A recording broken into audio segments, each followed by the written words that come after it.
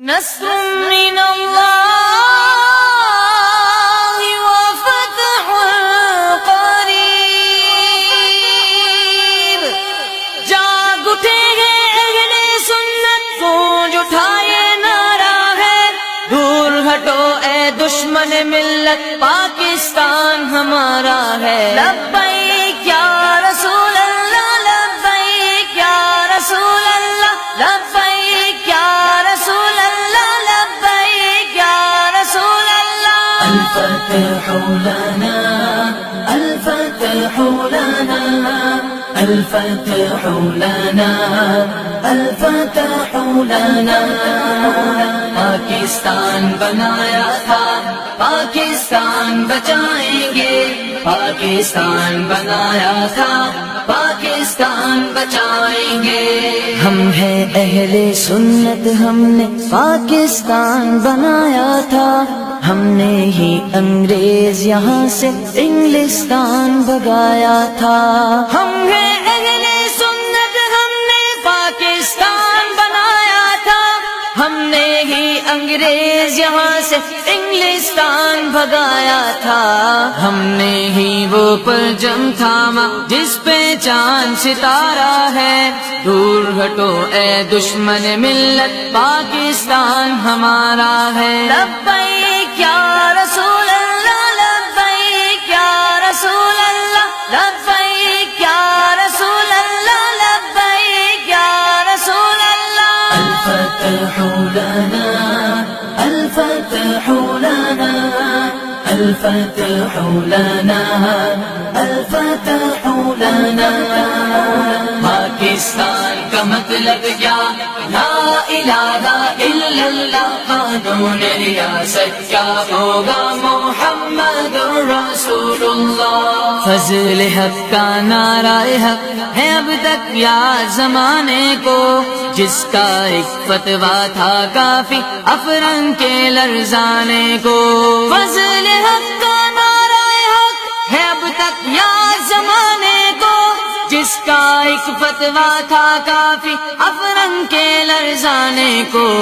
اہل سنت کا وہ مجاہد جس سے باطل ہارا ہے، دور ہٹو اے دشمن ملت، پاکستان ہمارا ہے۔ لبیک یا رسول اللہ، لبیک یا رسول اللہ، لبیک یا رسول اللہ، لبیک یا رسول اللہ۔ الفتح لنا الفتح لنا الفتح لنا الفتح لنا۔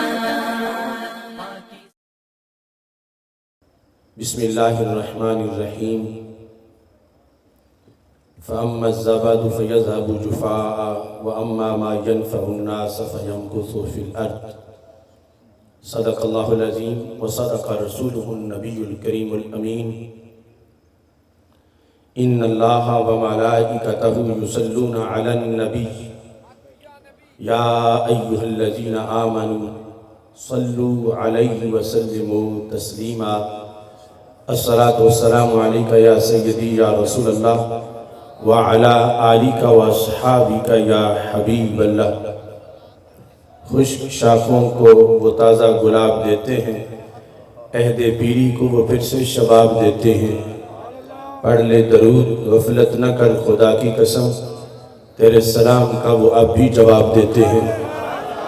الصلاة والسلام علیکہ یا سیدی یا رسول اللہ علی حبیبک خیر الخلق کلہم، منزہ عن شریک فی محاسنہ فجوہر الحسن فیہ غیر منقاسم۔ محمد تاج رسول اللہ قاطبۃ، محمد صادق الاقوال والکلم، محمد ذکرہ روح لانفسنا، محمد شکرہ فرد علی الامم۔ رب صلی وسلم دائما ابدا علی حبیبک خیر الخلق کلہم۔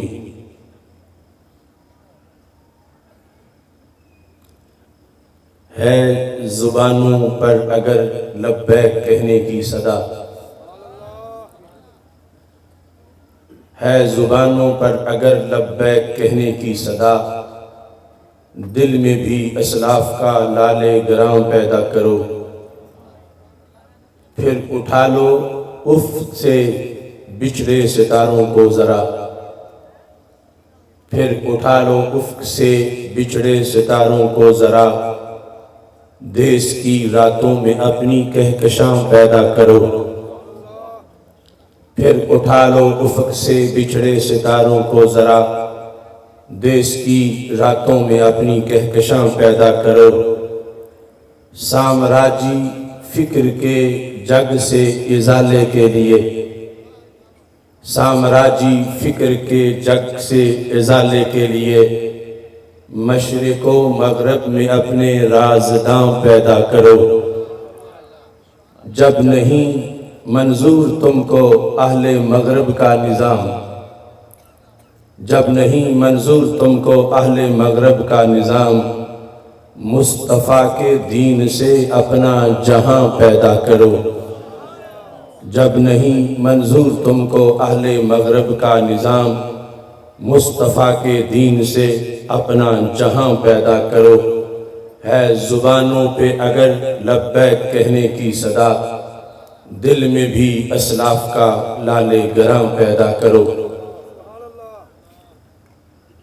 اللہ تبارک و تعالی جل جلالہ وعم نوالہ واتم برہانہ وعظم شانہ وجل ذکرہ وعز اسمہ کی حمد و ثنا، اور حضور سرور کائنات، مفخر موجودات، زینت بزم کائنات، دستگیر جہاں، غمگسار زمان، سید سروراں، حامی بے کساں، قائد المرسلین، خاتم النبیین، احمد مجتبیٰ، جناب محمد مصطفیٰ صلی اللہ علیہ وآلہ وصحبہ وبارک وسلم کے دربار گوہر بار میں ہدیہ درود و سلام عرض کرنے کے بعد، رونق محفل حضرت پیر سید شجاعت علی حسین شاہ صاحب زید مجدہ، آستان عالیہ علی پور سیدہ شریف،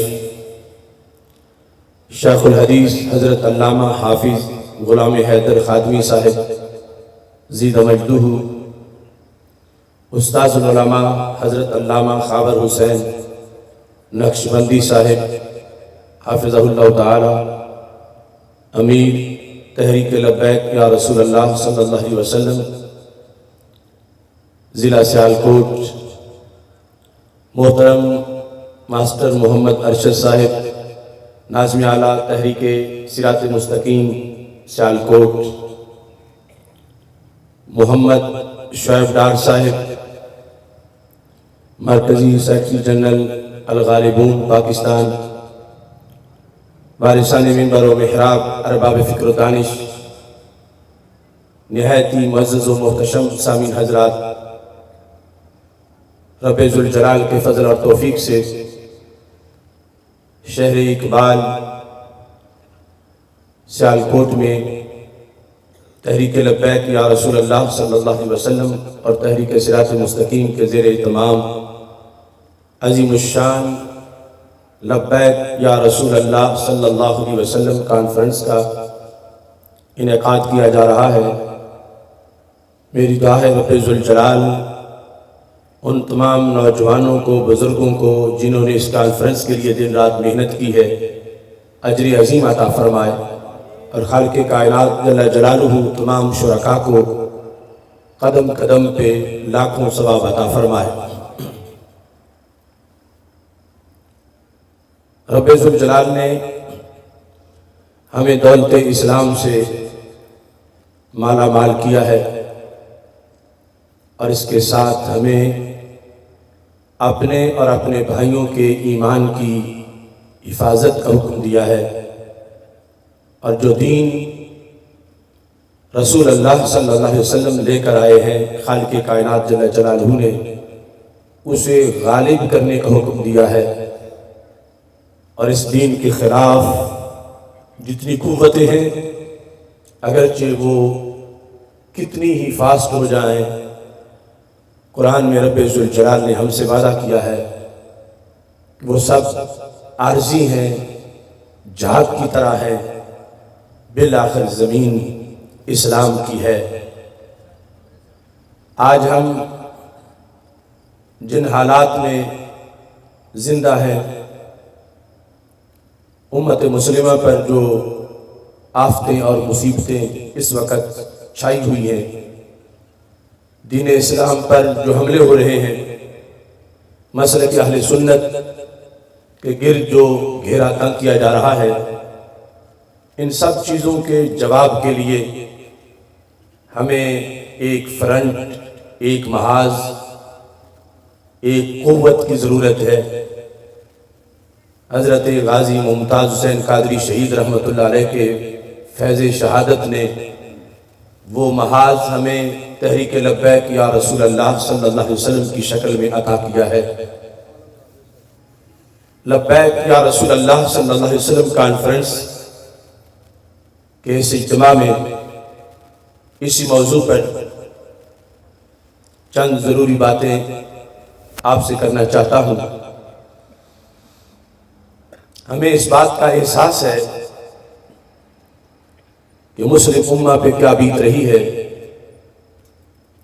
برما میں جو کشت و خون ہے، کشمیر میں جو بربریت ہے، فلسطین میں جو ظلم ہے، شام میں جو آگ برسائی جا رہی ہے، عراق جو شعلوں سے چل رہا ہے، اور یہ ملک پاکستان جسے امریکہ کی کالونی بنانے کے منصوبے بڑے تیزی سے آگے بڑھ رہے ہیں، ایسے حالات میں ہمیں اول تو یہ سوچنا ہے کہ مسلمانوں کی پسپائی کے اسباب کیا ہیں، مسلمانوں کے علاقوں پہ غیروں کے قبضے کیوں ہوئے، مسلمانوں کے گھروں میں غیروں کی فوجیں کیوں داخل ہوئیں، مسلمانوں کی عزتوں پر کفر کی طرف سے حملے کس لیے ہوئے، اور پھر اس سبب کو سامنے رکھ کر مستقبل میں اپنے زندہ ہونے کا ثبوت دیتے ہوئے ہم نے ان تمام غلطیوں اور کوتاہیوں کا تدارک کرنا ہے۔ چونکہ ہم دین اسلام پر یقین رکھتے ہیں، ہمارے پاس اللہ کا قرآن ہے، ہمارے پاس رسول اللہ صلی اللہ علیہ وسلم کی لاکھوں حدیثیں ہیں، ہمارے پاس امت کا تسلسل ہے، ہمارے پاس 14 صدیوں کی تاریخ ہے، ہمارے پاس اجماع امت اور فقہا کی تشریعات ہیں۔ ہم ایسے نہیں کہ آج جو جرات ظلم کی چھائی ہے اس کو دور کرنے کا کوئی نسخہ، کوئی فلسفہ یا لاہ عمل ہمارے پاس موجود نہ ہو۔ رسول اللہ صلی اللہ علیہ وسلم چونکہ آخری نبی ہیں اور ہم آخری امت ہیں، اور رسول اللہ صلی اللہ علیہ وسلم کی نبوت نے اس آخری امت کی ہر گھڑی کی رہنمائی کا بندوبست کیا ہے۔ ہمارے آقا صلی اللہ علیہ وسلم کے سامنے یہ صدی بھی تھی اور آج کے حالات بھی تھے۔ رسول اللہ صلی اللہ علیہ وسلم نے اس وقت آج کے حالات کو دیکھ کر بیماری کا ذکر کیا تھا اور پھر اس کی تشخیص بھی کی تھی۔ یہ ایک حدیث نہیں، ایسی متعدد احادیث ہیں۔ نبی اکرم نور مجسم شفیع معظم صلی اللہ علیہ وسلم کا فرمان الترغیب و ترہیب میں حدیث شریف کی متعدد کتابوں کے اندر موجود ہے، اور مستدرک للحاکم میں بھی اس کو ذکر کیا گیا، اور امام مسلم کی شرائط پر اس کے راوی ہیں۔ آج ہمارا یہ فرض ہے کہ ہم کسی اور سے پھکی یا دوائی لینے کی بجائے ماہ مدینہ صلی اللہ علیہ وسلم کی طرف متوجہ ہوں، اور جو علاج رسول اللہ صلی اللہ علیہ وسلم نے ہمیں عطا کیا ہے، آنکھیں بند کر کے اسے قبول کریں اور اس کے ذریعے سے بیماری کو دور کرنے کا ہم طریقہ اپنائیں۔ رسول اللہ صلی اللہ علیہ وسلم نے قیامت کے احوال بیان کرتے ہوئے ارشاد فرمایا، وَلَا حَكَمَ أُمَرَاؤُهُمْ بِغَيْرِ مَا أَنزَلَ اللَّهِ إِلَّا سَلَّطَ عَلَيْهِمْ عَدُوَّهُمْ۔ ہمارے آقا صلی اللہ علیہ وسلم نے فرمایا، ویسے تو میری امت غالب رہے گی اور دشمن ان کا مقابلہ نہیں کر سکے گا، لیکن جس وقت اس امت کے حکمران ایسے لوگ بن گئے کہ جو فیصلے کرتے وقت قرآن کو نہیں دیکھیں گے، سنت کو نہیں دیکھیں گے، بلکہ غیروں کو دیکھیں گے، اسلام دشمن قوتوں کے کہنے پر فیصلے کریں گے، جب قرآن و سنت کو چھوڑ کر اپنی خواہش کے مطابق فیصلے کریں گے تو میرے آقا علیہ الصلوۃ والسلام ارشاد فرماتے ہیں اِلَّا صَلَّتَ عَلَيْهِمْ عَدُوَّهُمْ، اللہ ان پر عذاب کے طور پر ان کے دشمن کو مسلط کر دے گا۔ تو دشمن کا مسلط ہونا یہ آج ہمارے سامنے ہے، کس حد تک کفر آگے بڑھ چکا ہے۔ وہ ایک نقطہ تھا اسرائیل، کس حد تک اس میں پھیلاؤ آ گیا ہے۔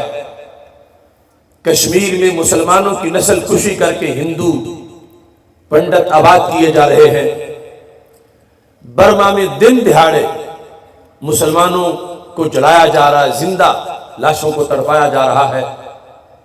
پاکستان جیسے ملک میں اسلام کو دیس نکالا دیا جا رہا ہے۔ 70 سال سے اس مسجد میں نظام مصطفیٰ صلی اللہ علیہ وسلم کی جماعت نہیں ہو سکی۔ سیاچین گلیشیر ہو یا اس کے علاقہ جات دیگر ہو، کچھ عملاً اسلام دشمن قوتوں کے کنٹرول میں چلے گئے، اور کچھ ایسے ہیں جہاں امریکہ کے غلام بیٹھے ہیں، جہاں ریمنڈ ڈیوس جیسے قاتلوں کو رہا کیا جاتا ہے، اور غازی ممتاز حسین قادری شہید رحمت اللہ علیہ جیسے جو ہیرو ہیں ناموس مصطفیٰ علیہ السلام کے، ان کو پھندے پہ چڑھا دیا جاتا ہے۔ ہمارے آقا صلی اللہ علیہ وسلم نے فرمایا ویسے مسلمان غالب رہیں گے، کوئی چیز ان کا مقابلہ نہیں کر سکتی، لیکن جب یہ بیماری آئے گی کہ فیصلے غیروں کے چلیں گے، غیروں کی طرف سے ان کو رہنمائی کی جائے گی، غیروں کے کہنے پر یہ اپنی پالیسی بنائیں گے، تو خالق کائنات جل جلالہ پھر لوگوں کو کمزور کر دے گا، ان پر ان کا دشمن مسلط ہو جائے گا۔ کتنا مسلط ہوگا؟ میرے آقا علیہ الصلوۃ والسلام ارشاد فرماتے ہیں فَاسْتَنْقَذُوا بَعْدَ مَا فِي أَيْدِيهِمْ، جو کہیں گھر میں چھپا کے رکھا ہو یا دکانوں پر ہو یا ڈیرے پر ہو، وہ دشمن لے جائیں، یہ تو آسان سا معاملہ ہے، سب سے گرفت مضبوط اس پر ہے جو مٹھی میں ہو۔ فرمایا جب ان کے حکمران امریکہ کے غلام بن جائیں گے، اسلام دشمن قوتوں کے غلام بن جائیں گے، پھر ان کی مٹھی میں جو کچھ ہوگا دشمن وہ بھی چھین کے لے جائیں گے۔ ان کا اتنا بھی روب نہیں ہوگا، ان کی اتنی بھی قوت نہیں ہوگی، ان کے پاس اتنا بھی دبدبا نہیں ہوگا۔ تو میرے آقا صلی اللہ علیہ وسلم نے جن حالات کے بارے میں خبر دی، وہ حالات آج امت دیکھ رہی ہے، اور جو سبب بیان کیا وہ سبب بھی ہمارے سامنے موجود ہے کہ ہمارے حکمرانوں نے فیصلے کرتے وقت قرآن کو، سنت کو، فقہ اسلامی کو پبلک لا نہیں بنایا۔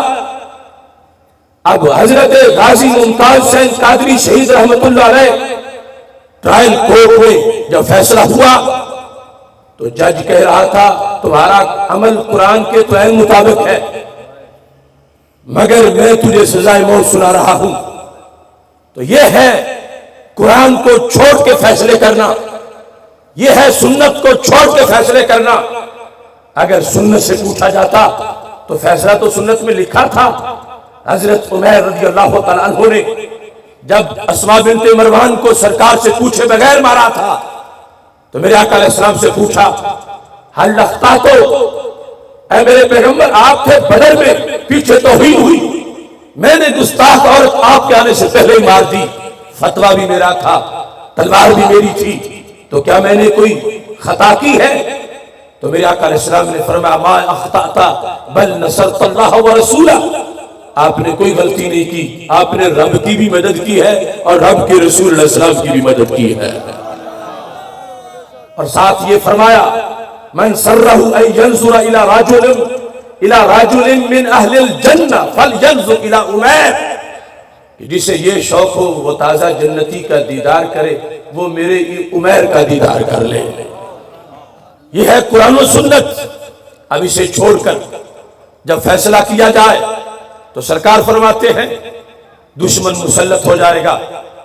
آج ہم پہ امریکہ مسلط ہے، اس کے غلام برائے نام بیٹھے ہیں، حکم امریکہ کا چلتا ہے، بلاد اسلامیہ ان کی کمر ٹوٹ گئی۔ نبی اکرم نور مجسم شفیع معظم صلی اللہ علیہ وسلم کی بتائی ہوئی ایک ایک بات ہمارے سامنے موجود ہے۔ مسلط ہو گیا امریکہ زمین کے ہر چپے پر نیو ڈائر لانے کے لیے، جبکہ ہم جن کی امت ہیں ان کا حکم کیا ہے؟ 4 مقام پر بخاری میں یہ حدیث موجود ہے۔ یہ یاد رکھو، آج کمزور سے کمزور بندہ اپنے باپ دادا کے ورثے پہ کسی کو قبضہ نہیں کرنے دیتا، کہتا اب زمین باپ کی ہے تو یہ میری غیرت کا مسئلہ ہے، جان دے کی بھی میں زمین واپس لوں گا۔ یہ ساری کائنات کی زمین اللہ کے رسول علیہ السلام ہمیں اس کا وارث بنا کے گئے ہیں۔ جب بیت المقدس میں آپ نے یہود سے خطاب کیا، فرمایا وَاعْلَمُوا أَنَّ الْأَرْضَ لِلَّهِ وَلِرَسُولِهِ، جانو یہودیوں تم نے قلعے بنا رکھے ہیں، تم نے ڈیرے بنا رکھے ہیں، یہ زمین تمہارے باپ دادا کی نہیں ہے، یہ زمین خدا کی ہے، خدا کے مصطفیٰ کی ہے صلی اللہ علیہ وسلم۔ یہ خطبہ ہے ہمارے نبی علیہ السلام کا۔ دوسرے مقام پر فرمایا وَاعْلَمُوا أَنَّمَا الْأَرْضُ لِلَّهِ وَلِرَسُولِهِ، اسلام مسجد کے 10 مرلے کا ہی دعوے دار نہیں، اسلام پوری روئے زمین کا دعوے دار ہے۔ ساری زمین ہماری ہے، ہمارے خدا کی ہے۔ ہر ملک کے بعد کہ ملک خدائے باز، جہاں وائٹ ہاؤس ہے وہ بھی زمین ہماری ہے، جہاں تل ابیب ہے وہ بھی زمین ہماری ہے، جہاں مودی ٹینڈر بول رہا ہے وہ بھی زمین ہماری ہے۔ یہ ہماری غیرت کا مسئلہ ہے کہ ہم اپنے نبی کے دیے ہوئے ورثے پر اپنا کنٹرول بحال کریں، اور اس کنٹرول بحال کرنے کی تحریک کا نام تحریک لبیک یا رسول اللہ صلی اللہ علیہ وسلم ہے۔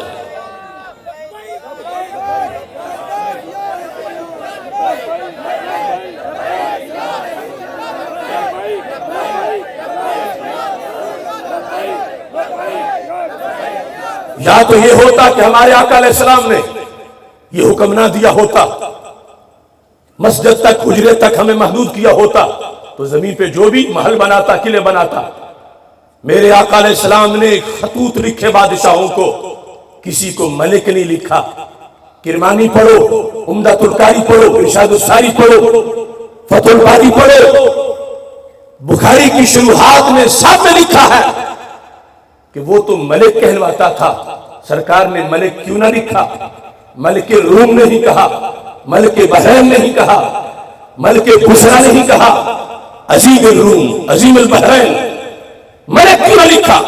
تو سب نے کہا اس لیے نہیں لکھا کہ ملک کا تعلق زمین کے راج سے ہوتا ہے، تو سرکار پہلے ان کا راج مانتے اور پھر کہتے نہیں راج میرا ہے تو تعارض آ جاتا۔ سرکار نے پہلے دن سے کہا اے تخت جما کے بیٹھنے والے بادشاہوں، محمد عربی کے آنے سے تمہارے تخت الٹ چکے ہیں، اب ملک وہی بنے گا جس کو تاجدار مدینہ مہر لگا کے ملک بنائیں گے۔ یہ ہے اسلام۔ وَاعْلَمُوا أَنَّ الْأَرْضَ لِلَّهِ وَلِرَسُولِهِ، اور یہ جملہ دونوں طاغوتوں کے خلاف ہے، خواہ وہ امریکی طاغوت ہو یا سعودی طاغوت ہو، دونوں کے بارے میں فیصلہ ہے۔ آج جنہوں نے امت پر شرک کا فتویٰ لگا کر حرم پہ قبضہ کیا، 3 لاکھ مسلمانوں کو شہید کر کے حجاز مقدس پر برطانوی ٹینک چڑھا کے جنہوں نے کنٹرول حاصل کیا اور شرک کی انجینئر تعریف سے مسلمانوں پر شرک کا فتویٰ لگایا، پلیٹ پہ ختم پڑے تو شرک، بکری پہ رسول اللہ صلی اللہ علیہ وسلم کا نام لے تو شرک، کہ اللہ کے غیر کا نام کیوں آ گیا؟ تو میں کہتا ہوں میرے آقا صلی اللہ علیہ وسلم نے تو توحید کا پرچم بلند کرتے ہوئے روئے زمین کے ہر کلومیٹر پر، ہر مربع پر، ہر ایکڑ پر، ہر کنال پر، ہر مرلے پر، ہر چپے پر جہاں خدا کا نام لیا ہے وہاں مصطفیٰ کا بھی نام لیا ہے۔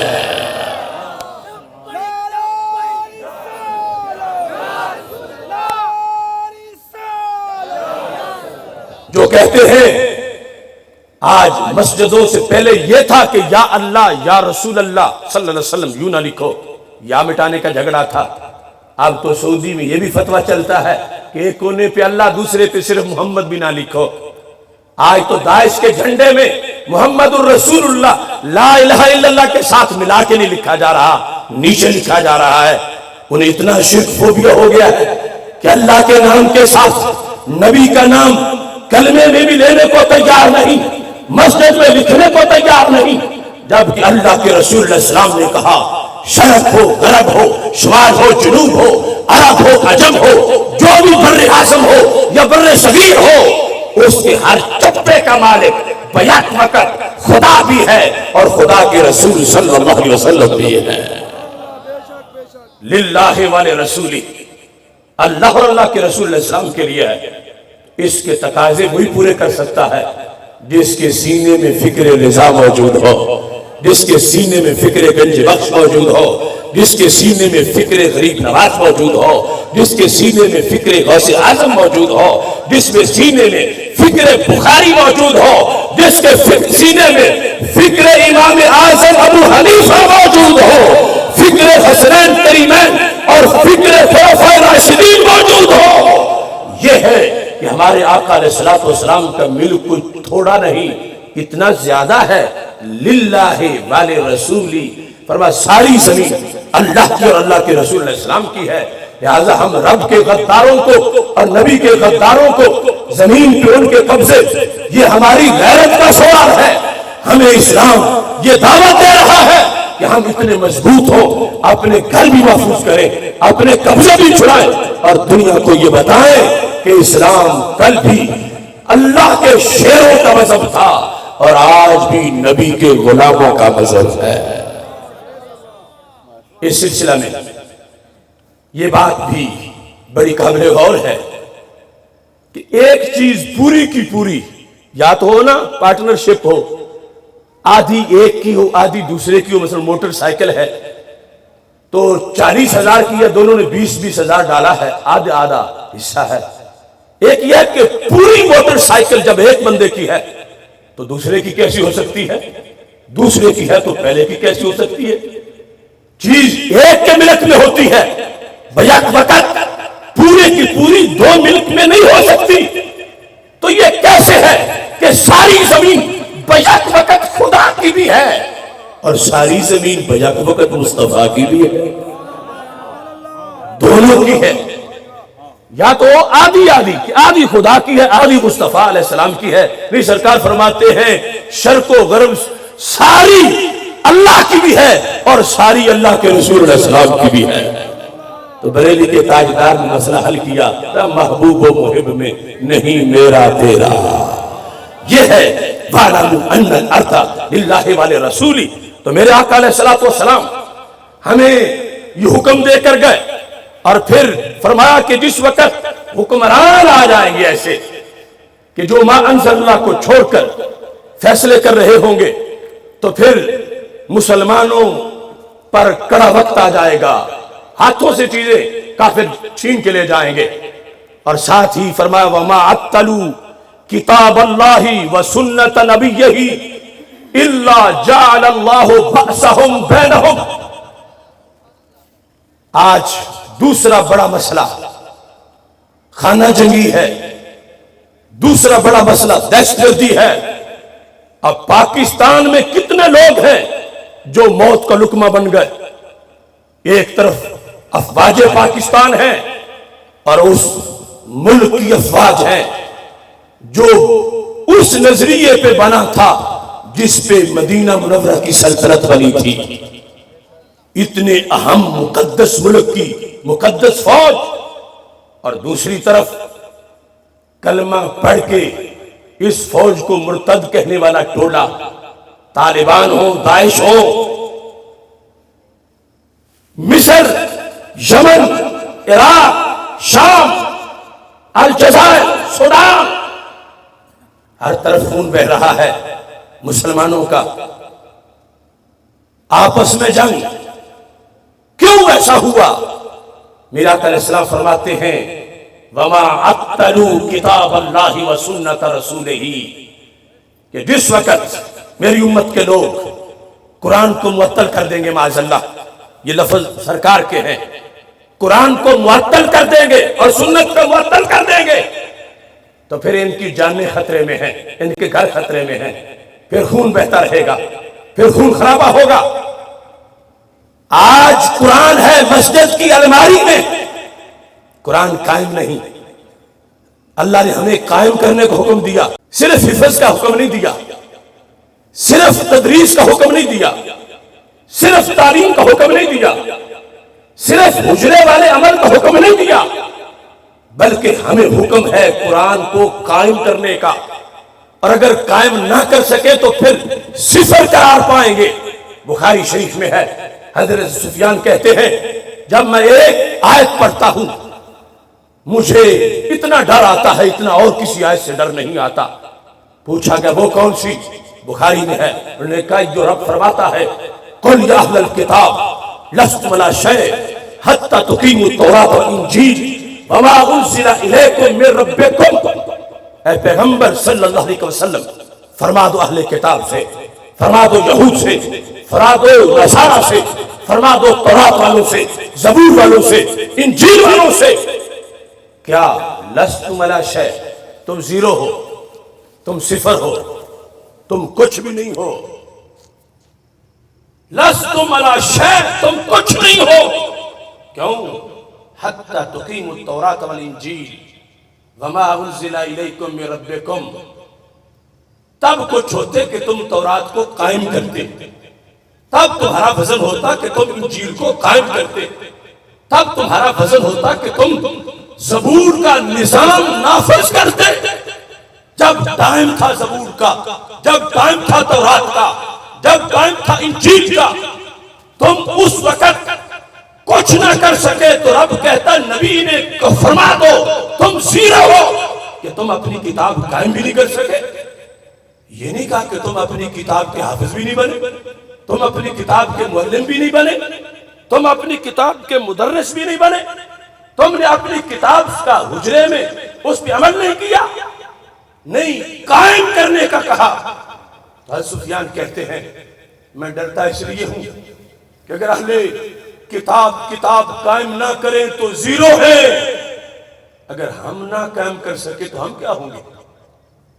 کہتے یہ ڈر ہے مجھے کہ اہل قرآن کو، اس امت کو قیامت کے دن جس صدی والے یہ قائم نہ کر سکے رب کہے گا تم زیرو ہو کیونکہ تم اپنا قرآن قائم نہ کر سکے. قائم کرنے کا مطلب کیا ہے؟ کہ تھانے میں قرآن کا فیصلہ ہو، کچہری میں قرآن کا فیصلہ ہو، دکان پہ قرآن کا نظام ہو، گلی میں قرآن کا پیغام ہو. یہ نہیں کہا حتی تحفظوا التوراۃ والانجیل کہ جب تک تم تورات زبور انجیل کے حافظ نہ بن جاؤ تم کچھ نہیں. حفظ قرآن کی بڑی فضیلت مگر وہ پہلا سطح. معلم ہونا، قرآن کا علوم پڑھانا بڑی فضیلت اور پڑھنا مگر یہ دوسرا سطح. انفرادی عمل تیسرا سطح. مگر نظام قرآن کا لانا یہ ہے قرآن کو قائم کرنا. اور وہ قرآن مسجد میں بند ہے جو ہر برے کو بند کرنے آیا تھا، ہر ایک کو پابند کرنے آیا تھا. اس قرآن کو نہ سپریم کورٹ میں جگہ ملی، اس کو نہ پارلیمنٹ میں جگہ ملی، اس کو نہ پالیسی ساز اداروں میں جگہ ملی، وہ صرف سر پر رکھ کے قسمیں اٹھانے کے لیے۔ ہاں اس کا کمال یہ ہے کہ اس کے ختم میں برکت، اس کو دیکھنے میں برکت، اس کی تلاوت میں برکت، مگر ہمیں حکم ہے کہ قرآن کو قائم کرو۔ قائم کرنے کا مطلب یہ ہے کہ جہاں تمہارے فیصلے ہوتے ہیں ملک کے، فیصلے کرنے والے امریکہ کو دیکھ کے فیصلے نہ کریں، قرآن کو دیکھ کے فیصلے کر رہے ہیں۔ یہ ہے قرآن کو قائم کرنا۔ اب بیماری کے قبضے ہو رہے ہیں مسلمانوں پر، بیماری کے خون خرابہ ہو رہا ہے، بیماری کے خانہ جنگی ہے، ہر کوئی چاہتا ہے اس سے نجات ملے۔ تو نجات کیسے ملے گی؟ جب فیصلے قرآن سے ہوں گے۔ تو فیصلے قرآن کے کیا خرکار کریں گے، اشعار کریں گے؟ کیا سرائے محل والوں کو پتا ہے کہ قرآن میں کیا لکھا ہے؟ کیا پاناما لیکس والوں کو پتا ہے کہ قرآن میں کیا لکھا ہے؟ کیا سورن سنگھ کا فاتحہ پڑھنے والے کو پتا ہے کہ قرآن میں کیا لکھا ہے؟ فیصلے قرآن کے مطابق وہ کرے گا جو قرآن و سنت کا سپیشلسٹ ہوگا۔ اور اگر اس کو تم نے حجرے سے باہر نہ نکلنے دیا اور پارلیمنٹ تم نے بدماشوں کو دی اور کہا یہ شریفوں کا کام نہیں، تو پھر خون خرابہ کیسے رکے؟ پھر مسلمانوں کے گھروں کی حفاظت کیسے ہو؟ کیونکہ اس کا مدار تو یہ ہے کہ فیصلے قرآن کے مطابق ہو۔ اس واسطے اپنے پیش نظر یہ ویژن رکھو، اپنے پیش نظر یہ مقصد رکھو، اپنی سوچ یہ بلند رکھو۔ حجرے میں قرآن، مسجد میں قرآن، دکان میں قرآن، تھانے میں قرآن، سپریم کورٹ میں قرآن، پارلیمنٹ ہاؤس میں قرآن، ایوان میں قرآن، پورے جہان میں قرآن۔ یہ ہے تحریک لبیک یا رسول اللہ صلی اللہ علیہ وسلم کا پیغام کہ اس قرآن کو ہم نے اللہ کے فضل سے ہر طرف قائم کرنا ہے۔ پاکستان کا مطلب کیا؟ لا الہ الا اللہ۔ پاکستان کا مطلب کیا؟ لا الہ الا اللہ۔ پاکستان کا مطلب کیا؟ لا الہ الا اللہ۔ دستور ریاست کیا ہوگا؟ محمد رسول اللہ۔ دستور ریاست کیا ہوگا؟ محمد رسول اللہ۔ لبیک لبیک یا رسول یا رسول۔ لبیک لبیک یا رسول یا رسول۔ لبیک لبیک یا رسول یا رسول۔ اب رب ذوالجلال جب یہ کہہ رہا ہے قل یا اہل الکتاب لستم علی شیء حتی تقیموا التوراۃ والانجیل وما انزل الیکم من ربکم، تم کچھ نہیں ہو، تم نے قرآن قائم نہیں کیا، تم نے اپنی تورات زبور انجیل کو قائم نہیں کیا۔ دوسری جگہ اللہ فرماتا ہے قائم تم کرتے تو تمہاری موجیں بن جاتی۔ تو پتہ چلا قرآن والے قرآن قائم کریں گے تو موجیں بن جائیں گی، قحط نہیں ہوگا، معیشت کا مسئلہ نہیں ہوگا، ورلڈ بینک سے بھیک نہیں مانگنی پڑے گی۔ یہ مفتی کا فتویٰ نہیں، یہ رب کا قرآن ہے۔ وَلَوْ أَنَّهُمْ أَقَامُوا التَّوْرَاةَ وَالْإِنْجِيلَ وَمَا أُنزِلَ إِلَيْهِمْ مِنْ رَبِّهِمْ لَأَكَلُوا مِنْ فَوْقِهِمْ وَمِنْ تَحْتِ أَرْجُلِهِمْ۔ اللہ فرماتا ہے اگر تورات والے، زبور والے، انجیل والے اپنی کتاب کو قائم کر لیتے، اللہ اوپر سے بھی سونا بساتا، زمین بھی سونا اگلتی رہتی۔ لَأَكَلُوا مِنْ فَوْقِهِمْ، اوپر سے بھی پھل آتا، اوپر سے بھی نعمتیں آتی، اوپر سے بھی نباتات ہوتی، زمین سے بھی سب کچھ اگلتی زمین، انعامات ان کے لیے، کیونکہ انہوں نے اپنی کتاب کو قائم کیا تھا۔ تو پتہ چلا کتاب قائم کرے تو اندھیرے نہیں ہوتے، کتاب قائم کرے تو قحط نہیں پڑتے، کتاب قائم کرے تو بندے خیرات پہ کسی کی طرف بھیک مانگنے والے نہیں ہوتے، پھر اللہ انعام عطا فرماتا ہے۔ یہ ہے تحریک لبیک یا رسول اللہ صلی اللہ علیہ وسلم کا قرآنی منشور۔ ہم دعوت فکر دے رہے ہیں ہر اس شخص کو جس کو اپنی معیشت کا غم ہے، کھاؤں گا کیسے، اولاد کیسے پلے گی، کس طرح گھر بنے گا۔ میں کہتا ہوں رب کا وعدہ سچا وعدہ ہے۔ اگر تورات والوں کے لیے یہ ہے، اسی قرآن ہمیں بھی اپنی کتاب کو قائم کرنے کا حکم دیا گیا۔ جب ان کے لیے انعام تھا تو ہمارے لیے بھی انعام ہے۔ ہم تو آخری امت ہیں اور اپنی کتاب پر حفاظت کرنے والے ہیں۔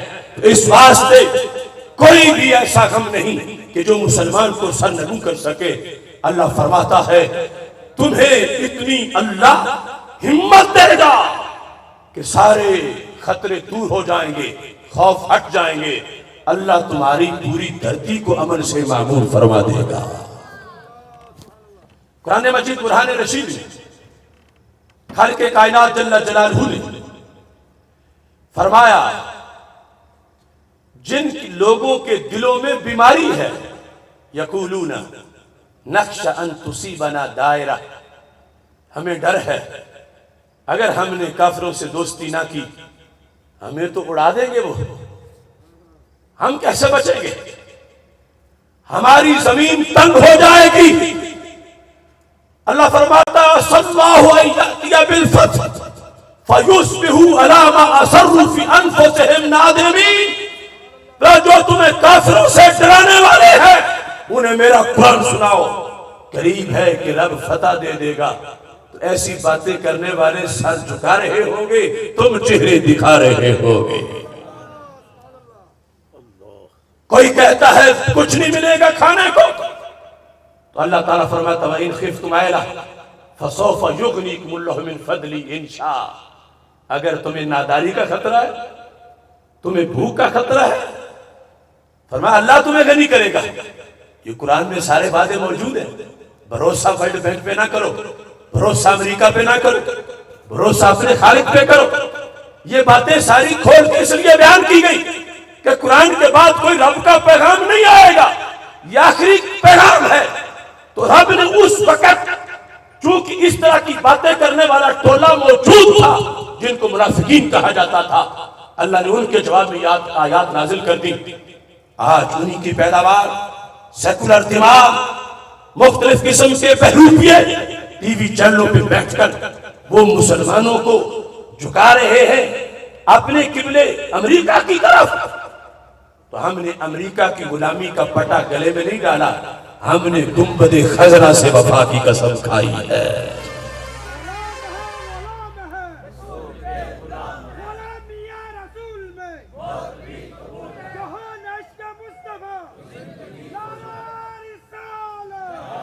لبیک لبیک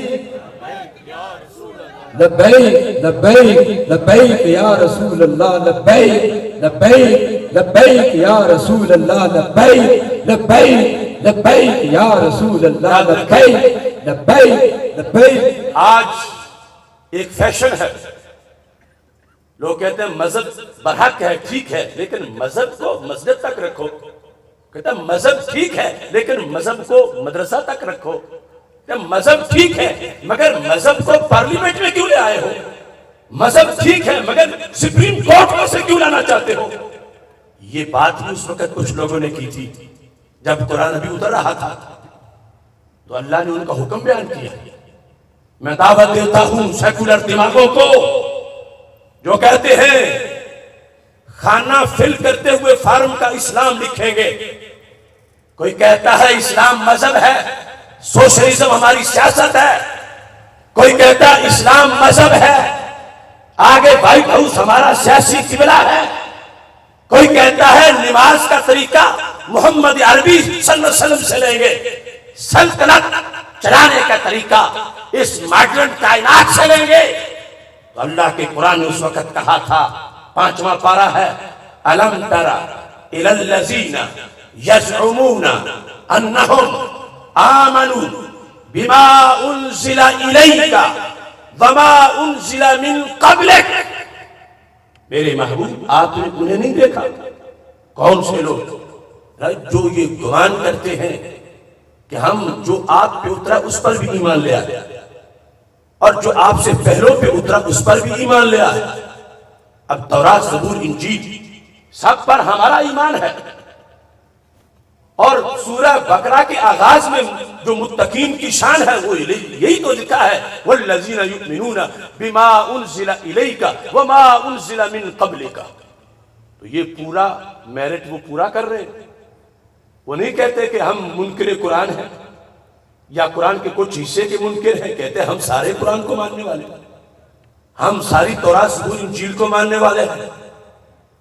یہ کون لوگ تھے مشرک تو قرآن کو مانتے ہی نہیں تھے، وہ اللہ کا کلام ہی نہیں مانتے، یہود نہیں مانتے تھے، نصارہ نہیں مانتے تھے قرآن کو اللہ کا کلام۔ اب اللہ کا حکم سنو، کیوں رب نے ان کو دھتکار دیا؟ اللہ فرماتا ہے میرے محبوب وہ کہتے ہیں کہ ہم تجھ پر ایمان لائے، وہ یہ ضرور کہہ رہے ہیں کہ ہم ایمان لائے تجھ پہ، اور جو پہلے ہے اس پر بھی ایمان لائے جو آپ پر، یہ علیحدہ بات ہے کہ دل سے ایمان نہیں، لیکن کہہ رہے منافق اور مشرک تو یہ بھی نہیں کہتے تھے۔ کیوں ان کو شیطان کا پجاری کہا گیا؟ اللہ فرماتا ہے یریدون ان یتحاکموا الی الطاغوت، جب فیصلے کی باری آتی ہے وہ کہتے ہیں نبی سے نہیں فیصلہ کرائیں گے۔ دوسرے لفظوں میں یہ کہ نبی کا کیا مطلب فیصلے کرنے سے؟ یہ ہمیں نماز بتائیں، یہ ہمیں روزہ بتائیں، یہ ہمیں حج بتائیں، یہ ہمیں زکوٰۃ کا طریقہ بتائیں، یہ ہمیں ورد وظیفہ بتائیں، یہ ہمیں تہجد بتائیں۔ فیصلے ہم خود کریں گے، فیصلے ہمارے چودھری کریں گے، فیصلے ہمارے نواب کریں گے، فیصلے ابو جہل کرے گا، فیصلہ عبداللہ بن ابی ابن سلول کرے گا۔ یہ تھی ان کی بات، یریدون ان یتحاکموا الی الطاغوت۔ اس وقت کا طاغوت ابو جہل، اس وقت کا طاغوت عبداللہ بن ابی ابن سلول، آج کا طاغوت امریکہ، آج کا طاغوت برطانیہ۔ اللہ فرماتا ہے جو دعویٰ ایمان کا کرے، دعویٰ کلمے کا کرے، لیکن فیصلہ غیروں سے کروائے، اسے مسلمان نہ سمجھو، شیطان اس کو گھسیٹ کے دور جہنم میں لے جا چکا ہے۔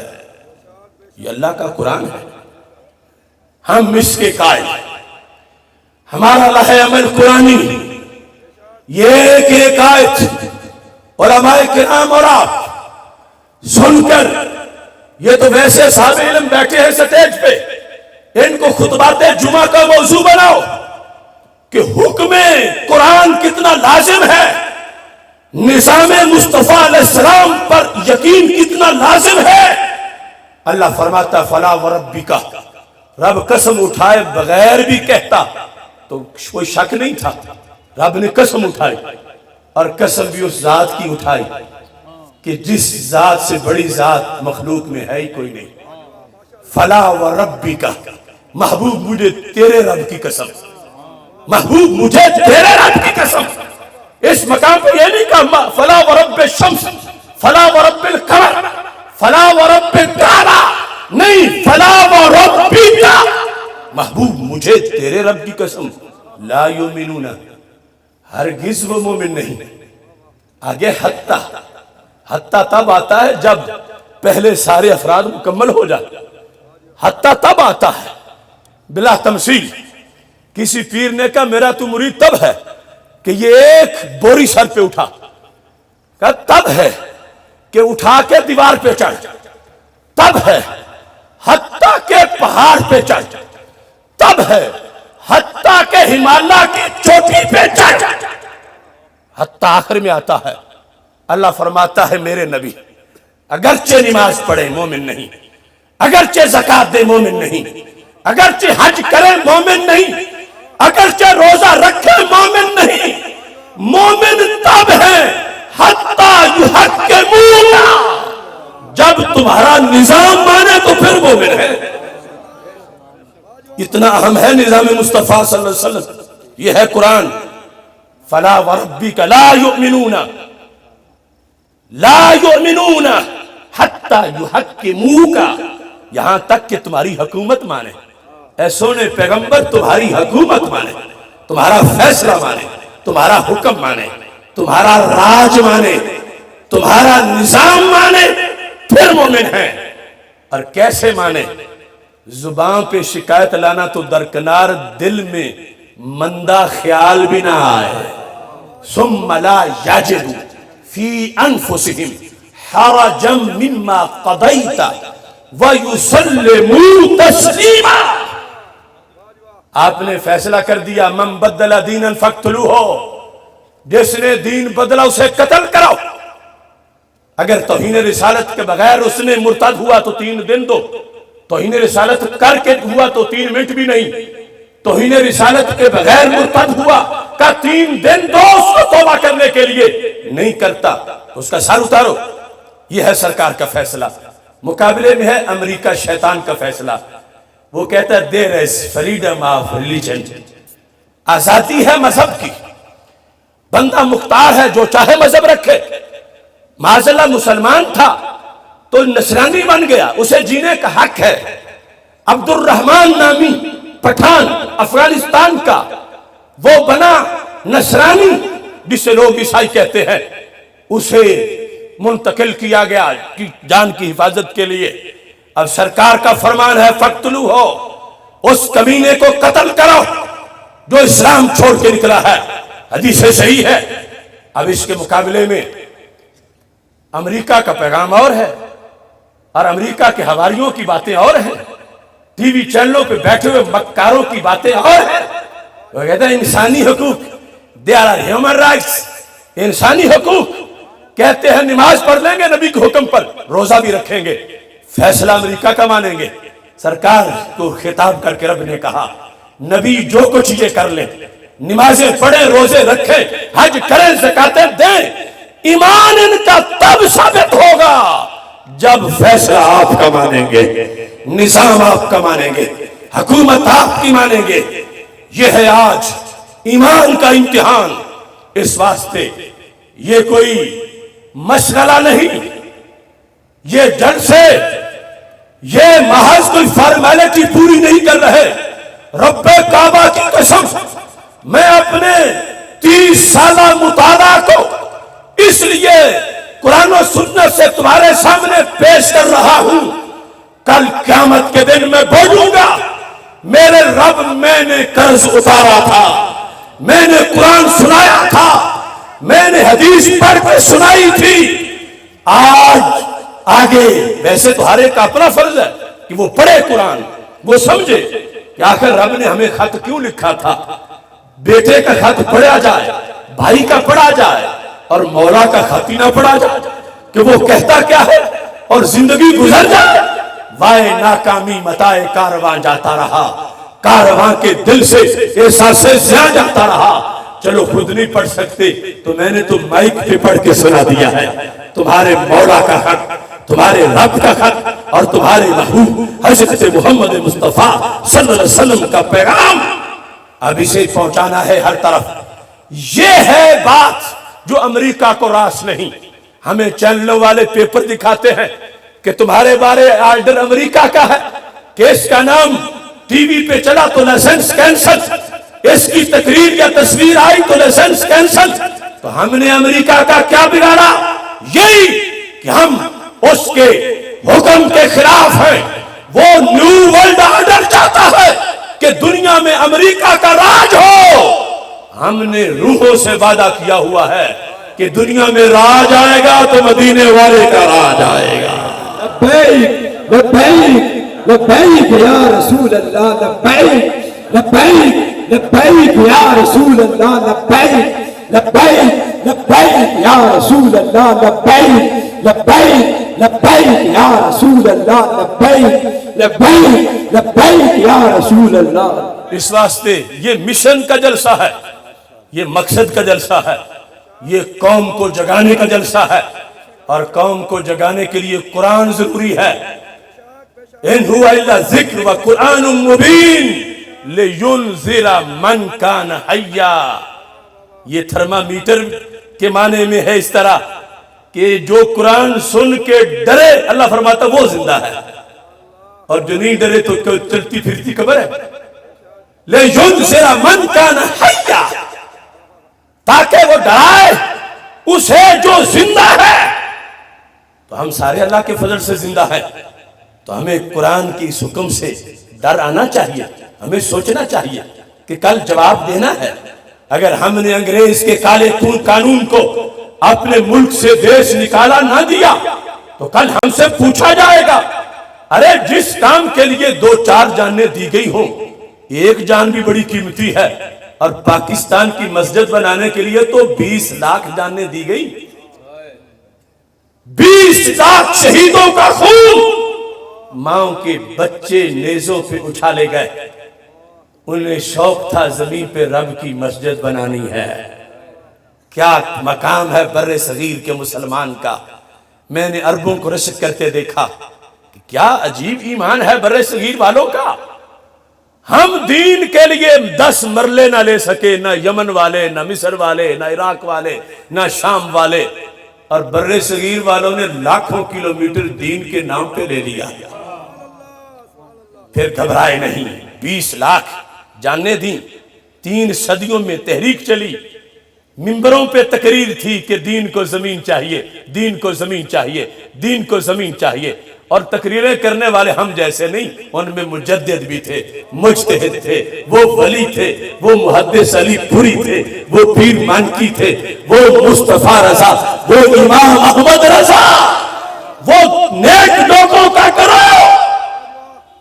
انہوں نے محنت کر کے 3 صدیوں کا جہاد۔ گھر چھوڑنا، محلہ چھوڑنا بڑا مشکل ہے، 2-4 لوگ نکلے یہ مشکل ہے۔ میں نے سنا رشک کرتے عربوں کو، کہتے ہیں کہ عجیب ہے بر صغیر کا دین کہ 2 کروڑ بندہ گھر چھوڑ کے نکلا، 2 کروڑ مہاجر۔ ہجرت مدینہ منورہ کے بعد تاریخ اسلام کے صحرا بر صغیر کے مہاجر کے سر ہے۔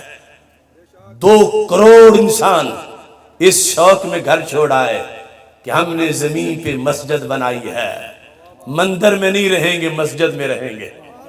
2 کروڑ نے گھر چھوڑا، 20 لاکھ نے جانیں دی، 90,000 ماؤں بہنوں کی عزتیں لٹ گئیں، اور مسجد بنی تو امام خرکار آ گئے، امام غدار آ گئے، امام سرائے محل والے آ گئے، امام پاناما لیکس والے آ گئے، امام وہ کمینے آ گئے کہ جو ہولی کے جلسے میں بک بک کرے کہ رحمان اور بھگوان میں فرق ہی کوئی نہیں، ملک کا وزیر اعظم بھی ہو یہ تو جوتوں کا مستحق ہے۔ 70 سال ہو گئے مسجد میں جماعت ہی نہیں ہوئی۔ جہاں مسجد نہیں، لوگ کہتے ہیں کتنے نااہل ہیں مسجد نہیں بنا سکے، اور بنی ہوئی آباد نہ ہو تو کہتے ہیں الو آباد ہی نہیں کر سکے۔ 70 سال ہو گئے مسجد کے لیے چنا کس کو؟ سرائے محل والے کو، پاناما لیکس والے کو؟ یہ تو کوڑے مارنے کے لائق تھے، انہیں امام بناتے رہے۔ مسجد میں امامت وہ کرائے گا جو مدینے کے لقموں پہ پڑا ہوگا۔ کبھی افرنگ کے گٹروں کا کیڑا کہاں مسجد میں جماعت کرا ہے؟ کبھی انگریز کے بھوک چاٹنے والا کیسے اس مسجد کا امام ہو؟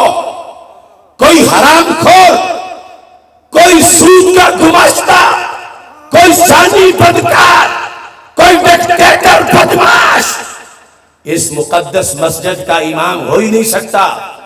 اب تحیہ کرو کہ امام اسے بنانا ہے جس نے گلے میں غلامی مصطفیٰ علیہ السلام کا پٹا ڈال کے رکھا ہے۔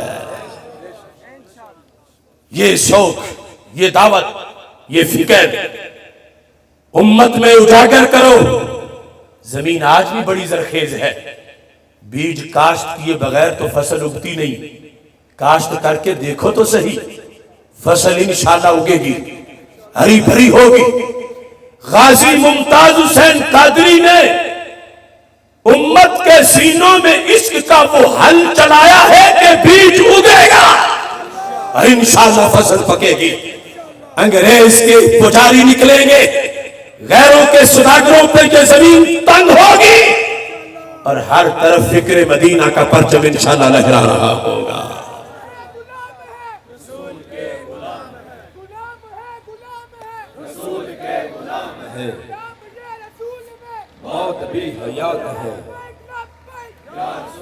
محتشم سامعین حضرات، ایک حدیث مزید ذکر کر کے اپنی بات ختم کرتا ہوں۔ میرے آقا علیہ السلام کے سامنے قیامت تک کے احوال تھے۔ آپ نے دیکھا کہ کیسے دشمن حملہ کریں گے، سازشیں کیسے کریں گے، کس چیز کو فوکس کریں گے، سب سے پہلے کہاں حملہ کریں گے۔ اگر بندے کو پتہ چل جائے کہ میرے قلعے پر کہاں پہلا حملہ ہونا ہے تو ساری فوج وہاں اکٹھی کر لے، پتہ نہ چلے تو پھر حملہ ہو جاتا ہے۔ سرکار نے فرمایا میں ترکتکم علی ملۃ بیضاء لیلھا کنہارھا، اے 15ویں صدی والو میں تمہیں بھی روشن ملت پہ چھوڑ رہا ہوں، جس کی رات بھی اتنی روشن ہے جتنا کہ دن روشن ہوتا ہے۔ میں تمہیں بتاتا ہوں کہ پہلا حملہ کہاں ہونا ہے۔ اگر سرکار نے بتایا نہ ہوتا، ہم دھوکہ کھا جاتے تو پھر افسوس نہیں تھا۔ یہاں تو سرکار بتا کے گئے، کیوں ہم نے دھوکہ کھایا؟ کیوں ہم نے فوجیں وہاں اکٹھی نہ کی جہاں پہلا حملہ ہونا تھا؟ ہم نے تو دفاع ہی نہیں کیا، ہم نے تو کمپرومائز کر لیا، ہم نے تو وہ جگہ غیروں کو خود دے دی کہ یہ حصہ ہی تمہارا۔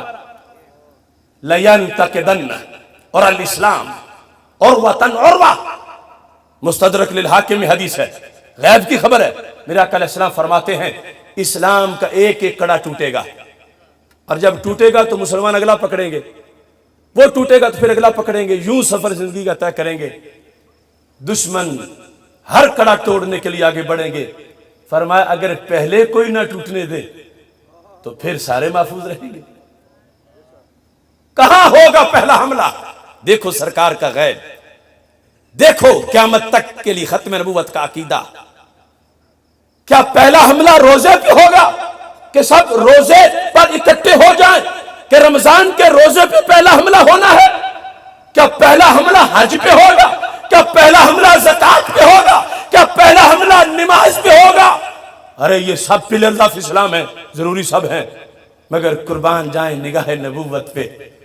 فرمایا اولہن نقدن الحکم، اے قیامت تک کے مسلمانوں، نماز پہ پہلا حملہ نہیں، روزے پہ پہلا حملہ نہیں، زکوٰۃ پہ پہلا حملہ نہیں، تہجد پہ پہلا حملہ نہیں، پہلا حملہ مسلمانوں کے نظام حکومت پہ ہوگا۔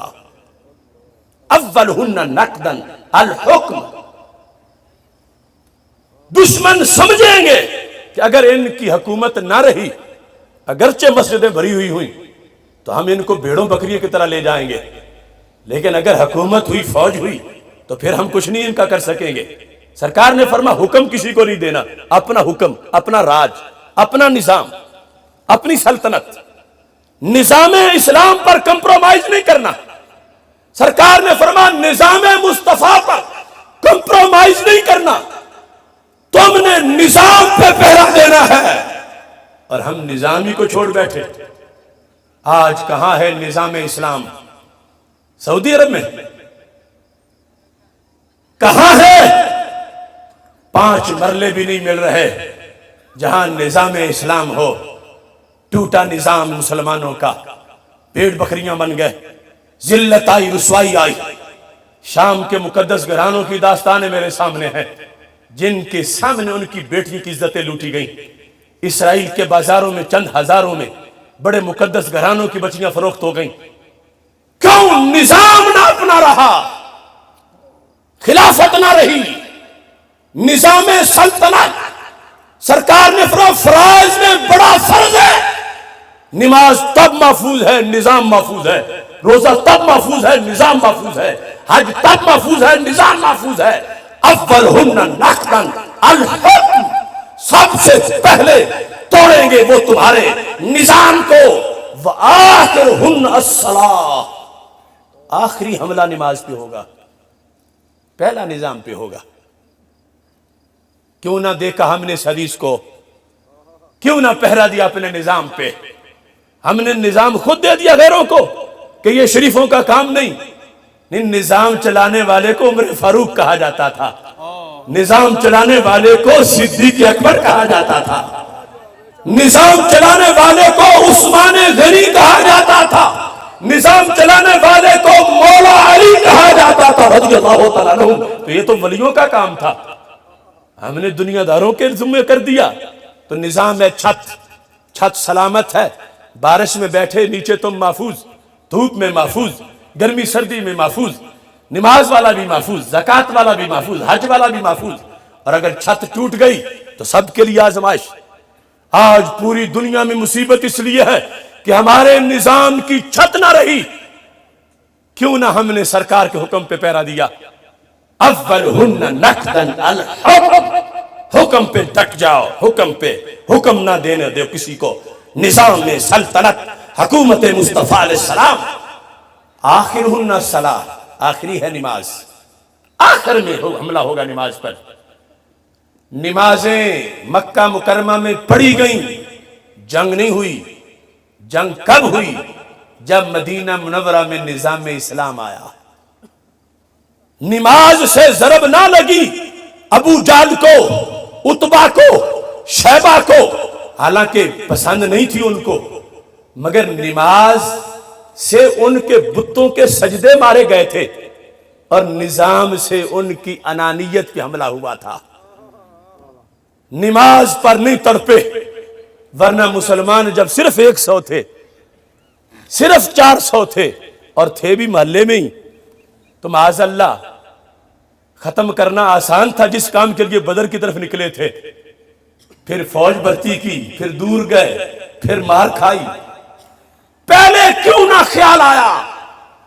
ان کی سوچ تھی یہ مسجد تک رہیں گے، ان کی سوچ تھی یہ ذکر تک رہیں گے، ان کی سوچ تھی یہ اپنے حجرے تک رہیں گے، لیکن مدینہ منورہ میں اسلام نے کہا حجرہ بھی ہمارا ہے، بازار بھی ہمارا ہے۔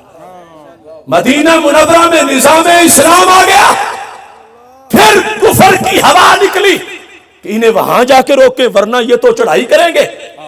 تو کل کا طاغوت ابو جہل نظام سے ڈرا اور جنگوں کے لیے نکلا۔ آج کا طاغوت امریکہ نماز اسے پسند نہیں، ہماری نماز، مگر وہ کہتا ہے وائٹ ہاؤس میں رمضان میں افطاری بھی کرا لو، اذان بھی پڑھ لو، نماز بھی پڑھ لو، مگر نظام میرا ہوگا۔ ہم کہتے ہیں نماز بھی مدینے والے کی طرف سے ہے، نظام بھی مدینے والے کی طرف سے ہے۔ یہ ہے ساری بات۔ غزوے پہ غزوہ کیوں؟ جنگ نظام کی تھی۔ سجدوں پہ کمپرومائز ہو گیا اسلام میں۔ کیسے؟ امام مہدی رضی اللہ تعالی عنہ کے آنے تک جزیے کا حکم ہے۔ جزیہ کیا ہے؟ کہ جب تم نے ایک علاقہ فتح کیا، وہاں کے لوگ اگر کلمہ نہیں پڑھتے تو یہ نہیں کہ تلوار مار کے سر اتارو، انہیں کہو نظام ہمارا مان لو، ٹیکس دو، جزیہ دو، اگرچہ اپنے مذہب پہ رہو، مشروط طریقے سے تمہاری زندگی محفوظ رہے گی۔ اب وہ ہمارے رب کو سجدہ نہیں کر رہے، لیکن اسلام نے کہا سجدہ نہ بھی کرے، نظام کو نہ اکڑے۔ نظام منوایا گیا، تب ذمہ بنے گا جب نظام اسلام آنے گا۔ سجدہ نہیں کر رہا، نظام کو نہیں اکڑا، جان بخشی ہے۔ امام مہدی رضی اللہ تعالیٰ عنہ کے آنے تک وہ آئیں گے تو پھر دو ہی آپشن ہے، یا کلمہ یا سر قلم، جزیہ نہیں ہے۔ اب پہلے جزیہ ہے تو جزیہ میں جس مذہب پر ہے اسے رہنے دیا گیا، لیکن کہا اکڑنا نہیں ہمارے حکم کو، بیٹھنا ہے امیر المومنین نے کرسی میں اور تم نے آگے آ کے نیچے بیٹھنا ہے۔ امیر المومنین نے تلوار تمہارے سر پہ رکھنی ہے اور تم نے جزیہ ان کی ہتھیلی پہ رکھنا ہے۔ وَهُمْ صَاغِرُونَ کی قید لگائی، تو اکڑ کے جزیہ نہیں دینا، ذلیل ہو کے دینا، حکم ہمارا ماننا ہے۔ یہ ہے نظام کی ویلیو۔ سجدے پہ کمپرومائز ہوا، نظام پہ نہیں ہوا۔ نظام نہیں مانے گا تو حربی ہے، سر اتارو۔ نظام مانا ہے، ذمہ ہے، جان بچاؤ۔ اس اہم نظام پر آج امریکہ نے کنٹرول کر لیا، نیو ورلڈ آرڈر۔ 3 لاکھ سے زائد مسلمانوں کو شہید کیا گیا ہے ہنی مون منانے کے لیے نیو ورلڈ آرڈر کا، اور ابھی لاکھوں اس نے ایجنڈے میں رکھے ہوئے ہیں اور ہم خواب غفلت میں ہیں۔ نظام خود ہم اس کے سپرد کر دیں اور اس کے ہرکاروں کے سپرد کر دیں۔ اس واسطے اٹھو نظام کی خاطر۔ جو سرکار نے فرمایا تھا پہلے اپنا نظام بچاؤ، اس کا یہ مطلب نہیں نمازیں چھوڑو، یہ مطلب نہیں روزے چھوڑو، وہ پلر آف اسلام ہیں، ان کو رکھنا ہے، انہی کی حفاظت کے لیے ہی تو نظام ہے۔ بالغ ہونے کے بعد، صاحب نصاب ہونے کے بعد، صاحب استطاعت ہونے کے بعد وہ لازم ہیں، ان پہ قائم رہنا ہے، مگر نظام جو تاکہ نسیاں میں رکھ دیا ہے، اس نظام کی حفاظت کے لیے سوچنا ہے تنہائیوں میں بیٹھ کر۔ یہ سب سے بڑی فکر آخرت ہے، یہ سب سے بڑا تصوف ہے، یہ سب سے بڑا اصلاحی پیغام ہے، یہ سب سے بڑھ کے اصلاحی تقریر ہے، یہ سب سے بڑھ کے فساد کے خلاف پیغام ہے۔ یہ ہے جہاد اسلامی کی روح، یہ ہے آمد مصطفیٰ علیہ السلام کا مطلب۔ هو الذی ارسل رسولہ بالہدی ودین الحق لِيُظْهِرَهُ عَلَى الدِّينِ كُلِّهِ وَلَوْ كَرِهَ الْمُشْرِكُونَ۔ اس اسلام کو قبول کر کے یہ نہیں کہا حجرے میں بیٹھ جانا چپ کر کے، اسے غالب بھی کرنا ہے، ہر ایک پہ غالب کرنا ہے، ہر ایک پہ، کلی ہر ایک پہ، یہود پہ، نصارہ پہ، ہندوؤں پہ، سکھوں پہ، قادیانیوں پہ، بدمذہبوں پہ، اس کو غالب کرنا ہے۔ تو غالب سونے سے تو نہیں ہوگا، غالب نکلنے سے ہوگا، غالب قوت سے ہوگا، غالب جذبے سے ہوگا، غالب عشق رسول علیہ السلام سے ہوگا۔ اور عشق رسول علیہ السلام کی حرارت ممتاز حسین قادری کے جذبے نے عام کر دی ہے۔ اب بن گیا ہے عشق کا معیار قادری، عہد روان کا قول اور اقرار قادری، فیض رضا سے پیکر کردار قادری، صدیوں میں نور جائے گا اس شیر مرد کا۔ اب بن گیا ہے عشق کا مینار قادری، تم روکتے ہو ایک بار نام لینے سے، میں کہہ رہا ہوں برملا لکھ بار قادری، میں کہہ رہا ہوں حاکموں سے خوب جان لو، اب ہر گلی میں پاؤ گے تیار قادری۔ یہ لبیک کا نعرہ لگاتے وقت ان کو بھی پتہ چل گیا ہے کہ ان سب کے اندر ایک قادری ہے، جذبہ ممتاز حسین قادری۔ ہم نے اس کو منظم کرنا ہے، ہم نے اس کو قرآن و سنت کی روشنی میں عام کرنا ہے، ہم نے اس جذبے کو بند گلی میں بند نہیں ہونے دینا، ہم نے اس قوت کو متحد کرنا ہے۔ تحریک لبیک یا رسول اللہ صلی اللہ علیہ وسلم تمام سنی آستانوں، سنی تنظیموں کا گلدستہ ہے، یہ ہر سنی کی تنظیم ہے۔ ہم انشاءاللہ اتحاد کے جھنڈے کے نیچے تمام سنی تنظیمات کو اکٹھا کر کے اگلے الیکشن میں غازی کے قاتلوں سے بدلہ لیں گے اور یہ واضح کریں گے کہ یہ ملک یزیدیوں کا نہیں، یہ ملک نبی کے غلاموں کا ہے۔ ممتاز قادری تیرے جان نثار، ممتاز قادری تیرے جان نثار، ممتاز قادری تیرے جان نثار، لبیک لبیک یا رسول، لبیک لبیک یا رسول۔ تنظیم سازی کے لحاظ سے حضرت مولانا خاور حسین نقشبندی صاحب یہ تحریک لبیک یا رسول اللہ صلی اللہ علیہ وسلم کے ضلع سیالکوٹ کے امیر ہیں، اور یہ وہ امیر ہیں جو ہر زمانے میں ان تحریکات کے اندر کوئی جڑی بوٹی نہیں، یہ شروع سے ہی اس رستے میں امیر بن کے چل رہے ہیں۔ پہلے تھے تحریک صراط مستقیم ضلع سیالکوٹ کے امیر، اور اب بھی ہیں۔ جب تحریک رہائی غازی ممتاز حسین قادری بنی تو بھرے مجمع میں مجھ سے پوچھا گیا سیالکوٹ میں کون ان مشکل حالات میں کھڑا ہوگا، تو میں نے کہا مولانا خاور حسین کھڑے ہوں گے۔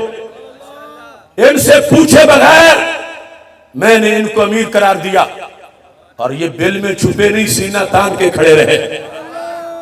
جس وقت تحریک رہائی کے بعد تحریک لبیک یا رسول اللہ صلی اللہ علیہ وسلم بنی تو پھر ہوا کہ اب کون ہوگا، میں نے کہا مولانا خاور حسین ہوں گے، اور یہ ہر وقت کندھے سے کندھا ملا کے چلے ہیں، اور اب ان میں کوئی کمی نہیں آئی کہ ہم ان کو پیچھے ہٹائیں، یہ آج بھی ہمارے امیر ہیں۔ تحریک لبیک یا رسول اللہ صلی اللہ علیہ وسلم ضلع سیالکوٹ کے امیر مولانا خاور حسین نقشبندی صاحب ہیں، اور فارم پاس ان کے موجود ہیں، الغالبون سے فارم لے لیں، تحریک صراط مستقیم سے لے لیں، ان سے لے لیں۔ اور یہ جو شخصیات ہمارے ساتھ سٹیج پہ بیٹھی ہیں، ناموس مصطفیٰ علیہ السلام اور نظام مصطفیٰ علیہ السلام کے لیے انہوں نے اپنے سب کچھ قربان کرنے کا حلف اٹھایا ہوا ہے، اور یہ ہی ہماری دعوت ہے کہ یہ پیران طریقت، یہ شیوخ الحدیث، ہم ان سے علیحدہ کوئی پرواز نہیں کرنا چاہتے، ہم ان سب کو ان کی قیادت میں، ان کی سرپرستی میں انشاءاللہ آگے بڑھیں گے، اور یہ پیغام آگے چلتا جائے گا اللہ کے فضل سے۔ تو رمضان المبارک کے مہینے میں خصوصی طور پر جہاں دروس قرآن و سنت فہم دین کا اہتمام کرنا ہے، وہاں آپ حضرات نے بالخصوص تنظیم سازی پر بھی خصوصی طور پر توجہ دینی ہے اس عظیم مشن کے لیے۔ اور اس میں صاحبزادہ حامد رضا سیالکوٹی صاحب آپ ڈی چوک میں ہمارے ساتھ تھے، اور ہم چاہیں گے کہ اس دیش میں نظام مصطفیٰ صلی اللہ علیہ وسلم کے نفاذ کے لیے بھی دوسرا کوئی بندہ، اناڑی، کوئی کھلاڑی، کوئی کسی طرح کا شخص اس مسجد کا امام نہیں ہو سکتا. اس مسجد کے امام مدینے والے کے غلام ہو سکتے ہیں، اور اس مشن کے لیے نکلنا ہے. اپنی بات اس بات پہ ختم کر رہا ہوں، جس چیز کی آج ضرورت ہے وہ سنی کی بیداری ہے. گر جاگ گیا یہ سنی تو پھر ہر طاقت پہ بھاری ہے. ہر کوئی اپنے مسلک سے وابستہ رہ کے جیتا ہے. کیوں سنی اپنے مسلک کے اظہار سے اب تک آری ہے؟ کتنے افسوس کی بات ہے، ہماری پارلیمنٹ میں سکھوں کا ترجمان بھی بیٹھا ہے.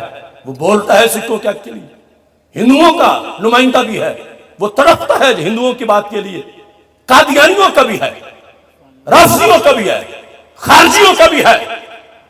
اگر نہیں تو ہم 90% سنیوں کوئی نہیں، ہمارا نمائندہ ہی کوئی نہیں. شاید کوئی کہے فلاں پیر صاحب ہیں، ہمارے فلاں چودھری صاحب ختم پڑھاتے ہیں، وہ MLA ہیں. میں تب مانوں جب کوئی ممتاز قادری کے حق میں بولا ہو. میں تب مانوں جب کوئی اس وقت جس کسی نے چپ کا روزہ توڑا ہو. جو غیروں کی بیساکھیوں پہ جائیں اور ان کے تیور دیکھیں، ہم انہیں اپنا کیسے مانیں؟ سنی تشخص پہ چلو، سنی قوت پہ چلو، سنی جھنڈے کے نیچے چلو، سنی کو سنی ووٹ دے کر پارلیمنٹ میں لے جاؤ. تمہارا ایک شیر بھی سب پہ بھاری ہوگا، تمہارا ایک ووٹ بھی لوہا منوائے گا. اگر امام شاہ احمد نورانی بھٹو اور بگٹی جیسوں کو لگام دے سکتے ہیں تو شاہ احمد نورانی نہ صحیح، آج کے علماء و مشائخ ان بونوں کو جو اسمبلی میں بیٹھے ہیں گھور کے بھی دیکھیں گے تو ان کی ہوا نکل جائے گی اور بات ہماری مانی جائے گی. اس واسطے یہ سوچو، یہ مستقبل کی بات، اس کے لیے تڑپو. ہمارا نمائندہ کوئی نہیں، مسجدوں کے سپیکر بند ہو، ہمارا نمائندہ کوئی نہیں. اماموں پہ پرچے ہو، ہمارا نمائندہ کوئی نہیں. میلاد پہ پابندی لگے، ہمارا نمائندہ کوئی نہیں. کرسمس ٹرین چلائی نصارہ نے اسلام آباد سے لے کر کراچی تک، اور ہر سٹیشن پہ اسلام خلاف تقریریں کی. تو جو ملک میلاد کی برکت سے بنا، اس میلاد ٹرین کیوں نہیں چل سکتی؟ ہماری زبان ہی پارلیمنٹ میں تو ہمارے 80% ہونے کا فائدہ کیا ہے؟ اس واسطے یہ سوچو، ہر کوئی اپنے مسلک سے وابستہ رہ کے جیتا ہے. کیوں سنی اپنے مسلک کے اظہار سے اب تک آئی ہے؟ روزانہ اگر تم 24 بار بھی اپنے آپ کو سنی کہو، حجرے میں نہیں، بازار میں، رشتہ داروں کے سامنے، یا ڈیرے پر، یا فیکٹری میں، یا کسی فورم پر کہو میں سنی ہوں، میں ہوں داتا گنج بخش والا، میں ہوں امام احمد رضا والا، میں ہوں معین الدین چشتی اجمیری والا، میں ہوں مجدد الفیصانی والا. 24 بار صرف سنی ہونے کا اعلان کرو، دیکھو 1 سال کے بعد تجھے منظر کیا نظر آتا. سر وہ جھکائے جس کے اندر بدبو ہو. خوشبوؤں والوں کو تو منہ کھولنا چاہیے. ڈھکن اتارو، زمانہ تاریک ہو رہا ہے، بدبوداروں کی بدبو سے معاشرہ بھر رہا ہے. وہ ڈیزل جیسے لوگ، وہ اس پاکستان کے غداروں کے ٹولوں کے ہرکارے، وہ بدمست امریکی ہاتھی تمہارے گلشن اجاڑتے پھرتے ہیں اور تمہیں خبر نہیں. ہر کوئی اپنے مسلک سے وابستہ رہ کے جیتا ہے. کیوں سنی اپنے مسلک کے اظہار سے اب تک آری ہے. مت ڈرنا ان بدخواہوں سے، مت ڈرنا ان تنگ راہوں سے. جب ساتھ ہیں طیبہ کے والی، پھر آگے کیا دشواری. کل بھکی شریف میں لبیک یا رسول اللہ صلی اللہ علیہ وسلم کانفرنس تھی، جنت میرج ہال. میرے بارے میں انہوں نے 2 ہفتے سے کہا کہ ضلع منڈی میں داخل نہیں ہوگا. پھر کہا داخل ہو گیا تو بھکی شریف میں نہیں ہوگا. بھکی شریف پہنچ گیا تو جنت میرج ہال نہیں پہنچنے دیں گے. تو میں نے کل تقریر میں کہا کتنے نادان ہو. ہم جن کے کارکن ہیں وہ آقا ایسے ہیں، ان کے کارکنوں کے لیے جنت الفردوس جانا آسان ہے، جنت میرے جہاد میں جانے میں کیا مشکل ہوگی؟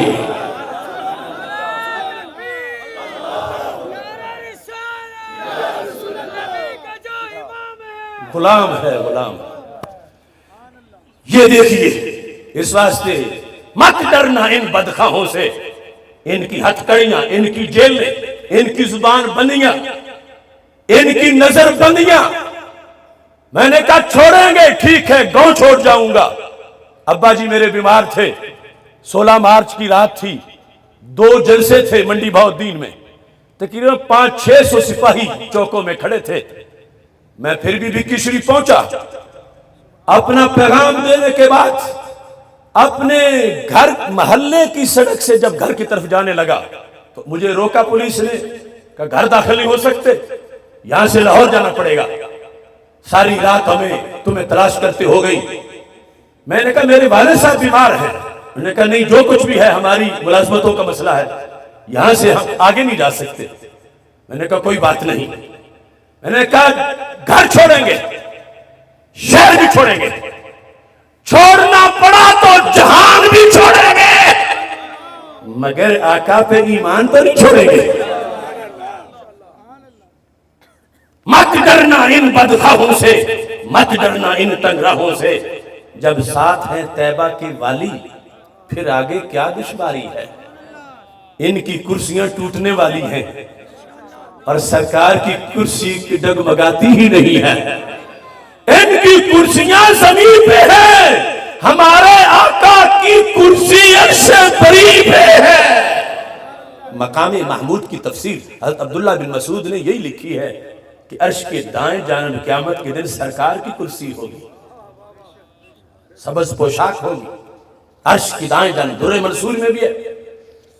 مت ڈرنا ان بدخواہوں سے، مت ڈرنا ان تنگراہوں سے. جب ساتھ ہیں طیبہ کے والی، پھر آگے کیا دشواری؟ جس دور میں ملت کے غازی سولی پہ چڑھائے جاتے ہوں، وہ طرز حکومت ملت سے مکاری ہے، غداری ہے. انگریز کے سب نوکر جا کر اس ملک سے بستر گول کریں، اب راج اسی کا آئے گا، ممتاز سے جس کی یاری ہے. باطل کا دشمن مارا کر، باطل کا دشمن مارا کر، باطل کا دشمن مارا کر. انگریز کے سب نوکر چاکر، انگریز کے سب نوکر چاکر، انگریز کے سب نوکر چاکر، وہ سورن سنگھ والا ہو، وہ پاناما لیکس والا ہو، وہ سرائے محل والا ہو، وہ لندن کا سورما ہو، انگریز کے سب نوکر چاکر اس ملک سے بستر گول کریں، اب راج اسی کا آئے گا، ممتاز سے جس کی یاری ہے. جب تک بھی زندہ رہنا ہے، حق قول زبان سے کہنا ہے. کیا ڈر ہے موت کا اے آصف، جب جانا اپنی باری ہے. یہ جو کچھ میں نے کہا، جو کچھ آپ نے سنا، اس پہ حلف اٹھانا ہے. لبیک یا رسول اللہ صلی اللہ علیہ وسلم کے نعرے سے عرش کی آنکھ بھی دیکھ رہی ہے، مدینہ منورہ سے بھی کرم ہو رہا ہے.